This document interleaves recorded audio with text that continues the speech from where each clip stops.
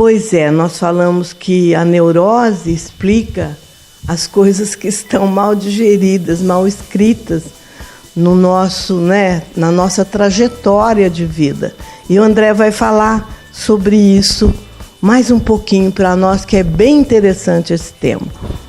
Então, ao mesmo tempo que a neurose me faz sofrer, né, ao mesmo tempo que a neurose causa um sofrimento, ela é uma pedra no sapato, que se pisa, dói, e a pessoa torna a pisar novamente, torna a doer.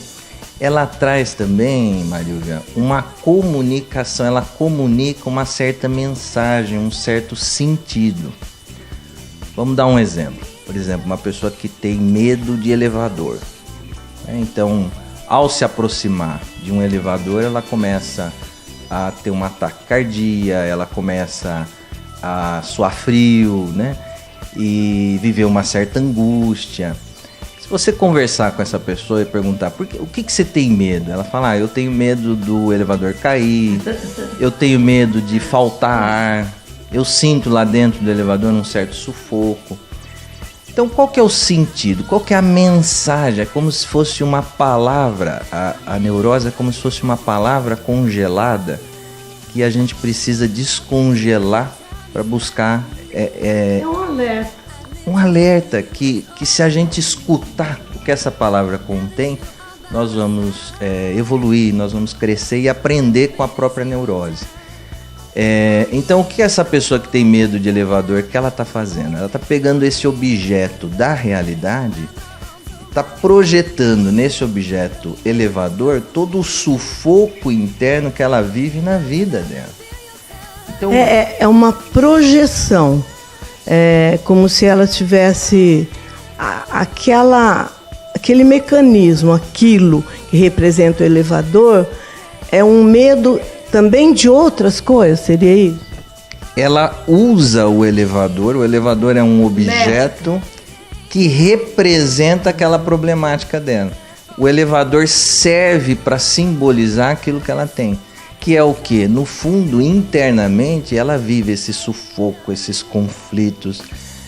Normalmente é uma pessoa muito rígida, uma pessoa que se censura demais, né? Uma pessoa que tem aquilo que o Freud chamava de um superego muito violento, um juiz interno muito severo, muito exigente. Então ela pega todos esses conflitos e projeta nesse objeto externo. O que é importante? Em todas as fobias, o problema não está no objeto, mas naquilo que está dentro. Ele representa.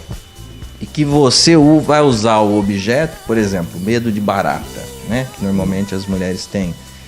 Então a mulher pega todo aquilo que está mal resolvido, né? Da feminilidade dela, da sexualidade dela, coisas que ela traz lá da própria mãe, do próprio pai, e ela usa esse inseto, bichinho, a barata, para projetar todos esses conflitos internos que ela tem sobre ela, né? Sobre esse objeto. E daria, assim, para o seu diagnóstico, né? Quando você faz das consultas, a pessoa conta. Eu sei que é difícil chegar no âmbito, né? No meinho da questão. Mas dá para dissolver esses conflitos, por exemplo, da barata? Claro, pela própria consciência. Às vezes o paciente fala assim, André, não tem um remedinho? Então o remédio, qual que é o remédio para as nossas neuroses? É a própria consciência. Conhecendo, a gente consegue enfrentar. Conhecendo, a gente consegue construir coisas diferentes, coisas novas. E a gente buscar esse conhecimento das neuroses para quê? Qual é o objetivo? Para que a gente ganhe autonomia. A neurose, ela rouba da nossa energia, ela rouba da nossa autonomia, ela nos deixa presos, sem mobilidade, né? Fixado num único ponto.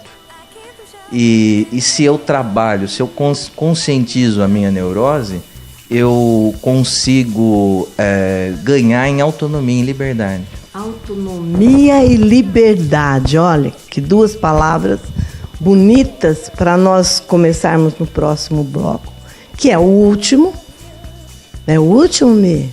É o último bloco, quarto bloco. E nós vamos, então, sair para um ligeiro comercial, mas guardem isso, o que o André falou sobre consciência, quer dizer, trazer à tona aquilo que está poluindo os seus relacionamentos, a sua vida, porque você começa a fazer coisas que você nem sabe por quê. Nós já voltamos.